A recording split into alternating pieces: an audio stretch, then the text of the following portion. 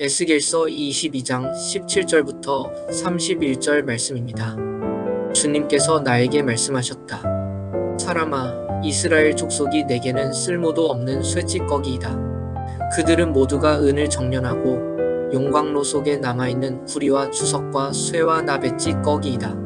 그러므로 나 주 하나님이 말한다. 너희가 모두 쇠찌꺼기가 되어버렸기 때문에, 바로 그렇기 때문에 내가 너희를 예루살렘의 한가운데 모으고 사람이 은과 구리와 쇠와 납과 주석을 모두 용광로에 집어넣고 거기에 풀무질을 하듯이 나도 내 분노와 노여움으로 너희를 모두 모아다가 용광로에 집어넣고 녹여버리겠다. 내가 너희를 모아놓고 내 경로의 불을 너희에게 뿜어 대면 너희가 그 속에서 녹을 것이다. 은이 용광로 속에서 녹듯이 너희도 그 속에서 녹을 것이다. 그때에야 비로소 너희는 나 주가 너희에게 분노를 쏟아 부은 줄 알 것이다. 주님께서 나에게 말씀하셨다. 사람아, 너는 유다 땅에 이렇게 말하여라. 유다 땅아, 너는 진노의 날에 더러움을 벗지 못한 땅이요 비를 얻지 못한 땅이다. 그 가운데 있는 예언자들은 음모를 꾸미며 마치 먹이를 뜯는 사자처럼 으르렁댄다. 그들이 생명을 죽이며 재산과 보화를 탈취하며 그 안에 과부들이 많아지게 하였다. 이 땅의 제사장들은 나의 율법을 위반하고 나의 거룩한 물건들을 더럽혔다. 그들은 거룩한 것과 속된 것을 구별하지 않으며 부정한 것과 정한 것을 구별하도록 깨우쳐 주지도 않으며 나의 안식일에 대하여서는 아주 눈을 감아버렸으므로 나는 그들 가운데서 모독을 당하였다. 그 가운데 있는 지도자들도 먹이를 뜯는 일이 때와 같아서 불의한 이득을 얻으려고 사람을 죽이고 생명을 파멸시켰다. 그런데도 그 땅의 예언자들은 그들의 죄악을 회칠하여 덮어주며 속임수로 환상을 보았다고 하며 그들에게 거짓으로 점을 쳐주며 내가 말하지 않았는데도 나 주 하나님이 한 말이라고 하면서 전한다. 이 땅의 백성은 폭력을 휘두르고 강탈을 일삼는다. 그들은 가난하고 못 사는 사람들을 압제하며 나그네를 부당하게 학대하였다. 나는 그들 가운데서 한 사람이라도 이 땅을 지키려고 성벽을 쌓고 무너진 성벽의 틈에 서서 내가 이 땅을 멸망시키지 못하게 막는 사람이 있는가 찾아보았으나 나는 찾지 못하였다. 그래서 나는 그들에게 내 분노를 쏟아 부었고 내 경로의 불길로 그들을 멸절시켰다. 나는 그들의 행실을 따라 그들의 머리 위에 갚아 주었다. 나 주 하나님의 말이다. 이제 하나님은 이스라엘 전체를 다시 한번 살펴보시면서 어느 누구도 의롭지 않다고 선언하십니다.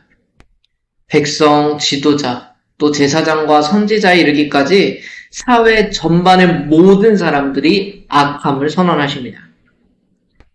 소돔에 옛날에 의인 10명이라도 찾으면 멸하지 않겠다고 아브라함에게 말씀하셨던 것이 생각이 나는데 왜냐하면 하나님께서는 그 의인한 사람이 있으면 멸망하지 않았겠으나 그렇게 막아설 한 사람도 없다고 선언하시기 때문입니다.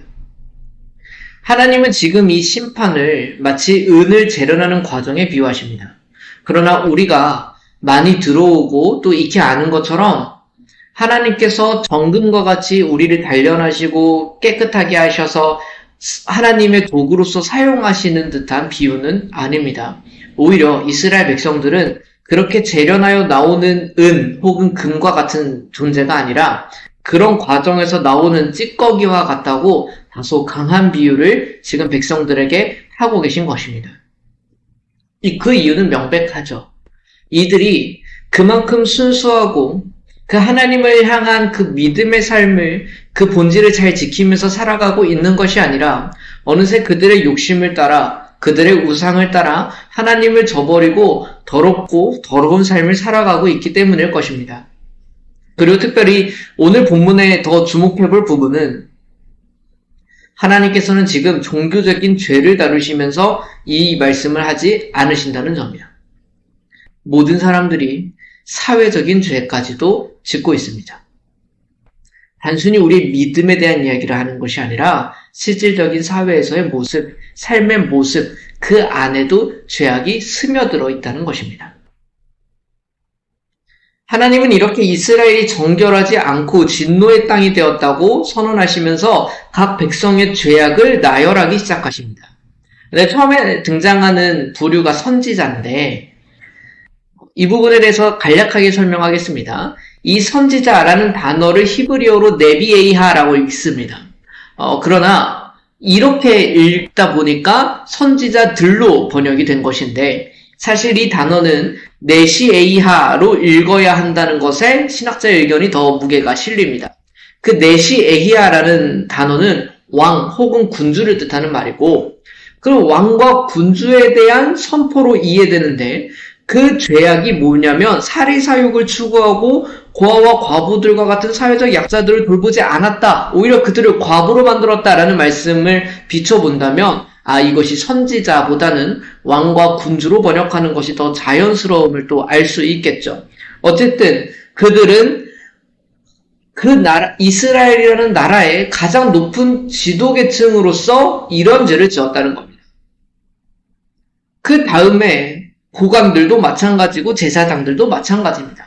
거룩한 것과 속된 것을 구별하지 않았고 안식의 규례도 무시했다고 말합니다. 선지자들은 그것을 정당화하고 이익을 나눠 가지는 일도 벌어졌대요.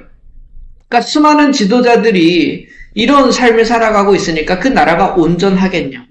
근데 이 말씀은 적어도 그 지도자를 탓하는 말씀은 아닙니다. 왜 그런가요?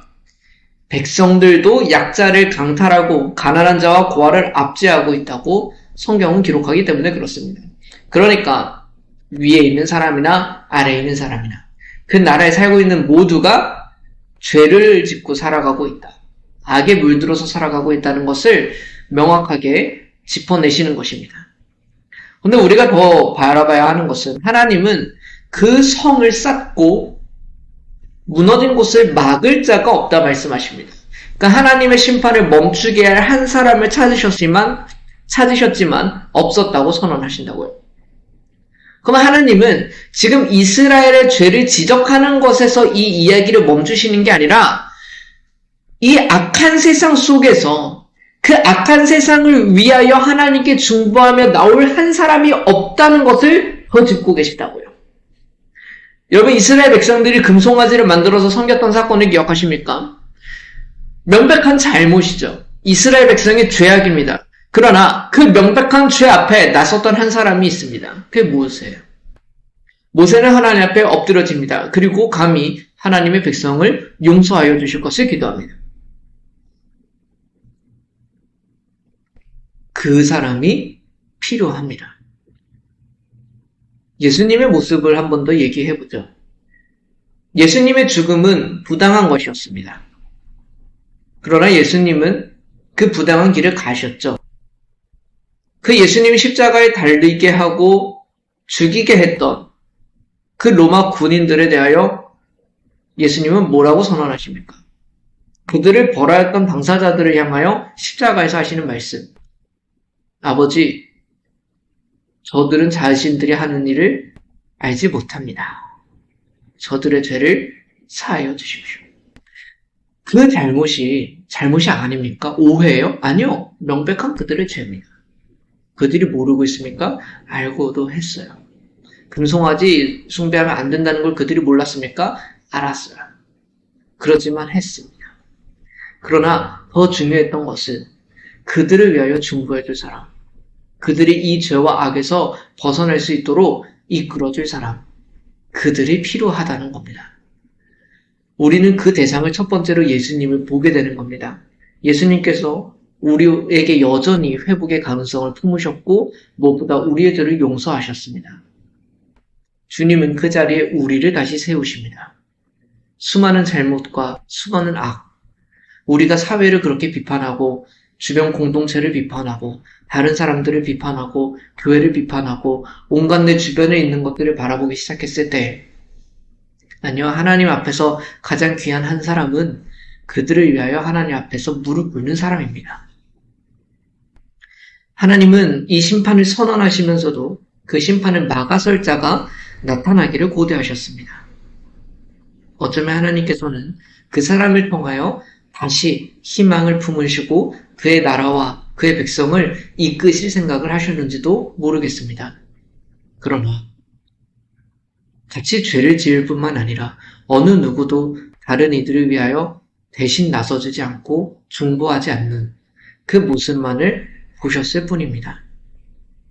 이 땅을 위해서 기도하는 사람, 교회를 끌어안고 기도하는 사람, 주변의 지체를 끌어안고 기도하는 사람, 우리를 앞두고 있는 모든 현실과 다른 이들을 놓고 기도하는 사람, 그들이 아무리 잘못된 길을 가더라도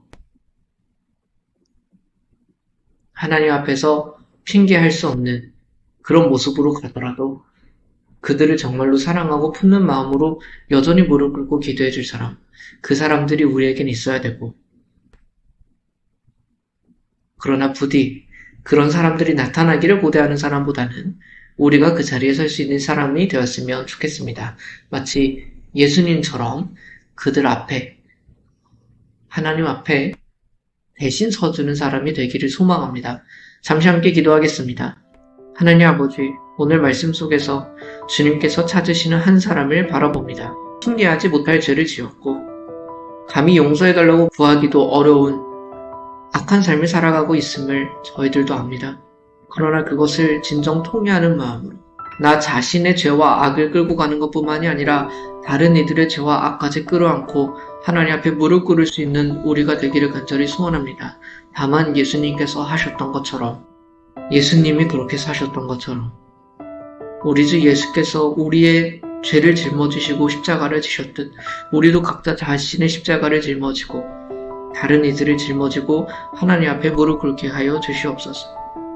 정말 이 공동체, 우리를 둘러싼 공동체를 지키는 사람은 다른 사람이 아니라 대신 하나님 앞에 무릎 꿇을 수 있는 사람인 줄로 믿습니다. 진정 그 예수님과 같은 자리로 우리를 인도하여 주옵시고 우리가 그 자리에서 다른 이들을 위하여 통회하는 마음으로 구할 수 있는 자들이 되게 하여 주옵소서. 그 자리로 우리를 인도하여 주시고 그 마음과 주의 사랑을 깨닫게 하여 주시기를 간절히 소원하며 예수 그리스도의 이름으로 기도드립니다. 아멘.